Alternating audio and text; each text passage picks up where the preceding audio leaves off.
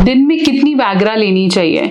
Viagra को usually doctor बहुत easily recommend नहीं करते, लेकिन ये केमिस्ट स्टोर से या लोकल फार्मेसी से बहुत आसानी से मिल जाती है। मेल वायग्रा बहुत कॉमनली लोग यूज करते हैं जिनको सेक्सुअल लाइफ में इश्यूज आते हैं, उन्हें कुछ भी नहीं पता कि ये किस लिए यूज होता है, but still they try out Viagra.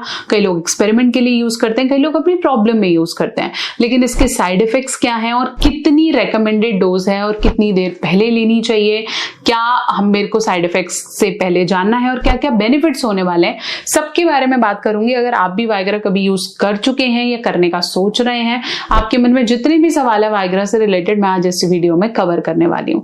Channel पे नए हैं सब्सक्राइब करें और ऐसे बहुत सारे टॉपिक्स आप मुझे कमेंट सेक्शन में लिख सकते हैं ताकि हम अपनी वीडियोस और क्वेश्चंस में उसको कवर करें।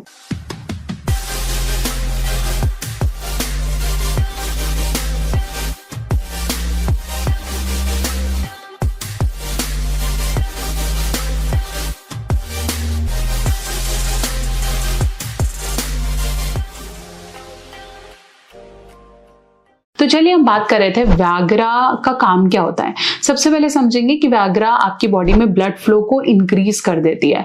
जैसे ही आपका ब्लड फ्लो बढ़ जाता है तो आपके शरीर में जो प्रेशर है, मतलब ब्लड का जो प्रेशर है वो इंक्रीज हो जाता है।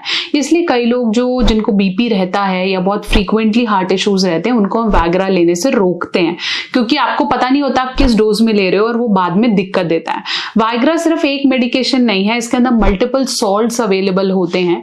वो मल्टीपल सॉल्ट्स के अलग अलग फ्रीक्वेंसी होती है। जैसे हम सिल्डेनाफिल की बात करते हैं, वैनाफिल की बात करते हैं, टलालफिल की बात करते हैं, ये सब अलग अलग डोसेज के फॉर्म में मिलता है। ये स्टार्ट में भी वायग्रा से हुआ था और फिर धीरे धीरे इसके मॉडिफाइड डोसेज मार्केट में मिलने लग गए। लेकिन आप किसी से रेकमेंड नहीं करते हो, सीधा केमिस्ट से जाके ले लेते हो, आपकी मेडिकल हिस्ट्री नहीं जानता है। इसकी वजह से काफी लोग इसके साइड इफेक्ट से गुजरते हैं। तो बेटर ये समझना कि ब्लड फ्लो को इंक्रीज करता है और जैसी बॉडी में ब्लड फ्लो बढ़ेगा आपको तेजी आएगी, आपको गर्म लगेगा और आपका जो पेनिस है वहां इरेक्शन बढ़ेगा तो आप काफी देर तक परफॉर्म कर पाते हैं। वायग्रा के सबसे अच्छे बेनिफिट्स में ये है कि आपको तनाव बेहतर रहेगा, तनाव काफी देर तक रहेगा और आप मल्टीपल राउंड्स परफॉर्म कर सकते हैं, 1 से 2 बार 3 बार डेफिनेटली कर सकते हैं। इसलिए कई लोग जब अपनी गर्लफ्रेंड से मिलने जाते हैं या शादी के बाद भी कोई स्पेशल डेट प्लान करते हैं या शादी से बाहर भी जब सेक्स परफॉर्म करते हैं तो वायग्रा को कंज्यूम करना चाहते हैं ताकि वो अपनी मैनली पावर को दिखा सके। प्लस ये बात समझनी जरूरी है कि वायग्रा प्लेजर नहीं है। अगर आप इसे प्लेजर के लिए या उसके लिए यूज कर रहे हो तो आगे दिक्कत देने वाला है। ये प्रॉब्लम से निवारण के लिए, कि किसी को प्रॉब्लम हो और फिर भी वो करना चाहता है तो इसे यूज कर सकता है। लेकिन इसकी डोज को जानना, अपनी मेडिकल प्रॉब्लम से रिलेटेड सही डॉक्टर से अपनी वायग्रा को लिखवा के रेकमेंड करके यूज करना सबसे ज्यादा जरूरी है। अब आप बोलेंगे मैम हम कैसे पहचाने कि हमें इसके साइड इफेक्ट्स हो रहे हैं? यूजुअली जब आप वायग्रा यूज करते हो तो कई लोगों को पता नहीं होता इसको कब कब यूज करना चाहिए। तो पहले इसको आंसर करते हैं कि वायग्रा को कब यूज करना चाहिए। यूजुअली आप चाहें तो मिनिमम 4 घंटा पहले, वैसे तो 1 से 2 घंटा पहले आप यूज कर रहे हैं तो वो आपको अच्छा रिजल्ट देगी, फिर भी आप 4 घंटा पहले से यूज कर सकते हैं। ऐसा नहीं है कि आज रात को करना है तो सुबह से गोली खा लो, नो।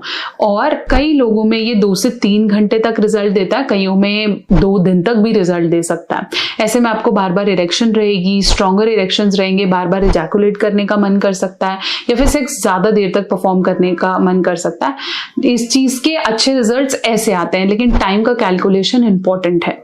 साथ वो लोग सिर्फ 15 मिनट पहले या जो 20 मिनट पहले खा रहे हैं, उनमें हो सकता है कि जब आप कर भी रहे हो तब भी रिजल्ट ना आए। लोग मुझसे ये भी क्वेश्चन पूछते हैं कि क्या मैम वायग्रा जैसी इरेक्शन आए तब लेनी चाहिए या पहले भी ले सकते हैं? आप 1 घंटा पहले कैसे भी पहले ले सकते हो, कोई प्रॉब्लम नहीं है। पानी के साथ लेना ज्यादा बेटर है, इसको दूध या चाय के साथ ना लें तो बेटर ही रहेगा।